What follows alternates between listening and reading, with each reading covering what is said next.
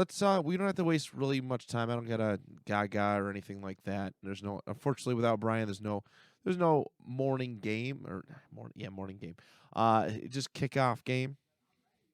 All right, but hopefully if he comes back next week and everything is all good to go, then we'll have a little pre-show game for you. So, but we're gonna kick it off. Let's get the Johnathan Taylor stuff out of the way. All right, just because the second offensive play and the defensive play just coexist, they're essentially the same thing. Johnathan Taylor, huge impact on this Colts offense. I think we all knew that heading into this year, but yesterday finally getting the ultimate usage. Frank Reich having him run, I think, 30-plus times, which is the most that they have used him. And something that a lot of Colts fans have been clamoring for. Colts fans and just football enthusiasts have really wanted Frank Reich in this offense to do. Let Johnathan Taylor play, run the damn ball. You know, if you can get a defense to commit and to stop in that run, then he can start opening up the passing attack. All right, and that's kind of what happened this past weekend. The Bills had no answer for Johnathan Taylor. Number one defense, Johnathan Taylor puts up 200 total yards, I think 200 plus of scrimmage. That's crazy. And 5 touchdowns. You couldn't stop it. I get it. There were some injuries and stuff, but the injury excuse is out the window based on the way a lot of teams have performed this year. So absolutely zero excuse for it. But let's head on over. Let's bring up the video. Like I said, we're gonna do his first touchdown score. We'll let it play, and then we'll break it down, personnel, and all that jazz. They're backing it up. 2 tight ends. Second and goal at the 3. Wentz, Taylor, Doyle with a block, and that opens the door, and a touchdown on the game-opening drive by the Colts. 3-yard touchdown run by Johnathan Taylor, and the Colts score on their opening drive for the 4th consecutive game. Doyle with a terrific tight end block. Watch Doyle as he comes in on the block. It's going to be his block that creates the opening for Johnathan Taylor. Watch right there. He slams the door, and then it's just one-on-one at the goal line. All right. So there it is. That is our opening. That was the opening drive touchdown, which was pretty remarkable, pretty cool. Let's see, next play, it's coming up. And there it is. Okay. All right, so let's set this thing up.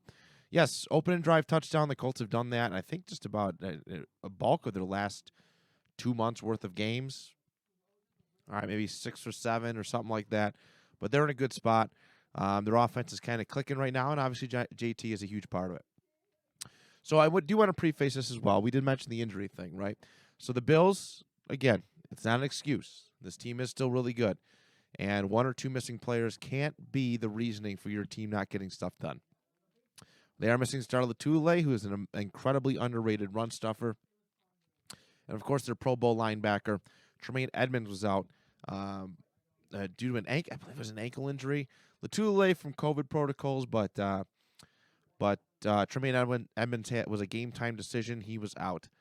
And the Colts wisely picking that aspect apart. It was very genius on the part of Frank Reich to run the ball up the gut. They're very good. Cornerbacks, outside lane, just their ends, very, very smart. But the offensive line handled business and set up JT perfectly for his career day. Mind you, the newest rushing yard leader. So offensively, we are looking at 12 personnel.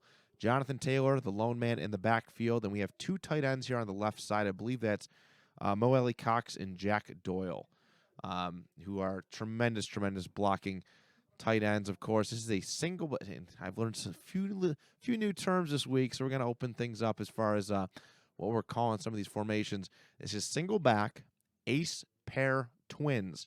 The reason for this is on one side, the pairing essentially is this: the tight ends are on the left hand side, and then we have a pair of wide receivers on the right-hand side. It kind of balances itself out.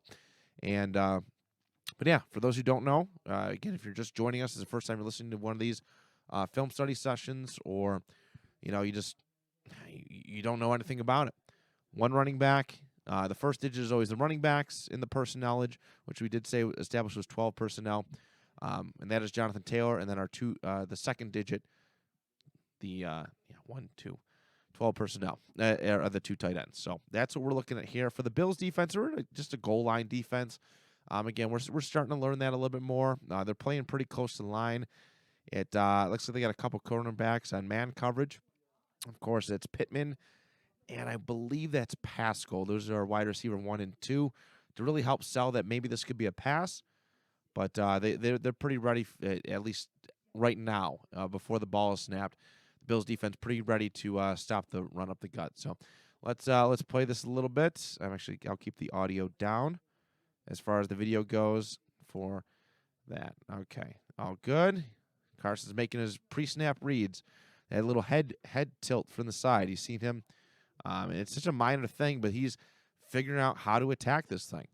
You know, if you've never seen game footage like mic'd up, though, a guy like on a play like this, Carson will tell Taylor at the handoff point, take it or kill or something along the lines of that to direct. And if he feels that Taylor has this thing, take it. If he doesn't, he's going to look for the pass. The coverage is not what he likes. Obviously, they got it pretty good. There's, I believe Brian called this bracketing. All right, and the passing game is well defended here by the Buffalo Bills. All right, we got two cornerbacks immediately on Pittman and Pascal, and they're not going to get very far because the middle of the field is the middle of the end zone essentially is very, very well covered, very well defended. You're looking at possibly an interception or a deflected pass. It's not a good look as far as what they got going on. It's essentially like a 5-on-2. Essentially like a 5-on-2 kind of coverage, even though it's man. But there's basically 5 or 6 people ready to defend against 2 people. It's just not a good matchup. So they're playing back a little bit. They know that Johnathan Taylor's a freak. The offensive line's good. Let's run it up the gut with Johnathan Taylor. So here, watch the head movements. He's looking across. All right, maybe something for the tight ends. And they hike. All right, take it. Taylor finds a nice seam, but I want you guys to look at this part. And we did hear them talk about this when I initially played this play. Jack Doyle pulls. All right, what I mean by that, I want you guys to keep your eyes on Jack Doyle. That is him, 84. He's on the far left here. He pulls. All right. He pulls across right there. And this is so important to this play. Johnathan Taylor's not getting into the end zone if this block doesn't happen. And this is, I think, why Jack Doyle is extended as often as he is. You know, tight end statistics have been, statistically not one of the best tight ends as far as, catching, big-time yards. Even though he has come up with some big plays last year,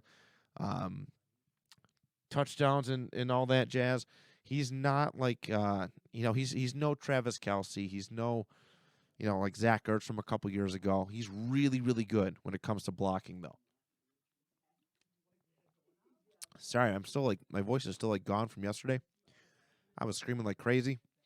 Tired as heck. But yeah, so I want you to keep an eye on it. It's just above the 2nd and goal. Marking on the field there. And yeah, he's going to bump number 99. And there it is. There's the hole.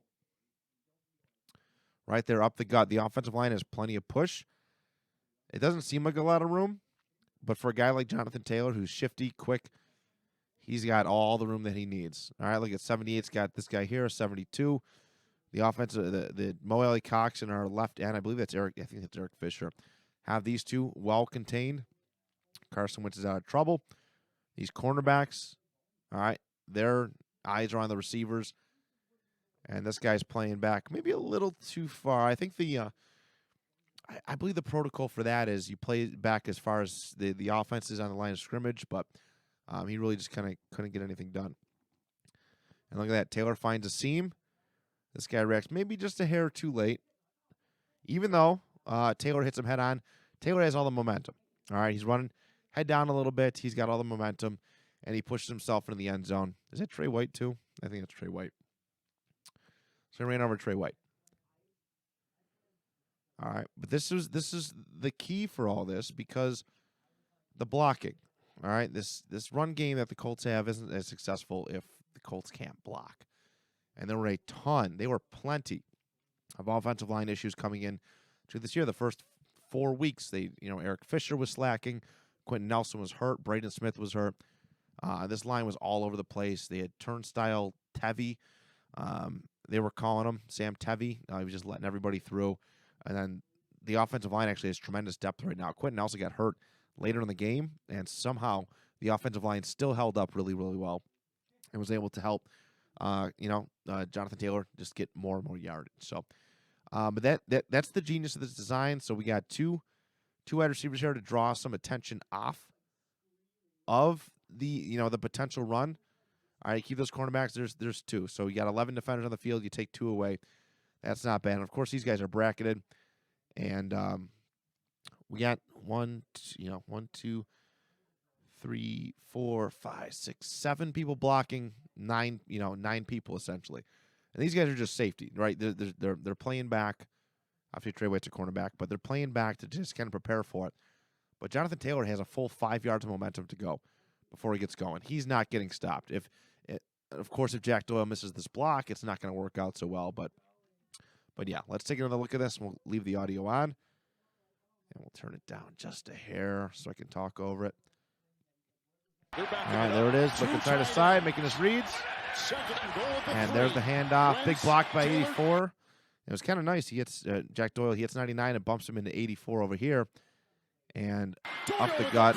And that opens the door and a touchdown in the game opening. And there it is. There it is. That's the first of 5 touchdowns of the day. I mean, the touchdowns weren't the only really great thing that JT did. He had a couple big time runs, hitting seams really well. He has very, very good spatial awareness. Can see lanes opening up, and he just takes them and just hits the jets and goes. He did something a little bit later on. I think it was because Brian actually offered to cover this play before he had to cancel tonight. But there was one where he trotted, like he slowed himself down a little bit to kind of get a defender to move, and it actually worked. And I probably should. I mean, that was another alternative one I could have looked at, but I really liked the touchdown. I really liked the pull of the tight end, Jack Doyle, to make that block and open up that lane. That's running. That's the running game. That's running 101. Colts did this all day long, and that is why the Buffalo Bills, they could not stop. And that's why, like Carson Wentz, like a lot of people criticize Carson Wentz right now on Colts Twitter. I don't understand it. Everybody just likes to look at numbers, but you have to look. This is the important stuff. This is why we do film study. If you can remember, week 1, post-week 1, we did the Dak Prescott game. Cowboys and Bucks, we did Dak Prescott. Zeke, everybody was crapping all over Zeke. His stats are terrible. They don't look good.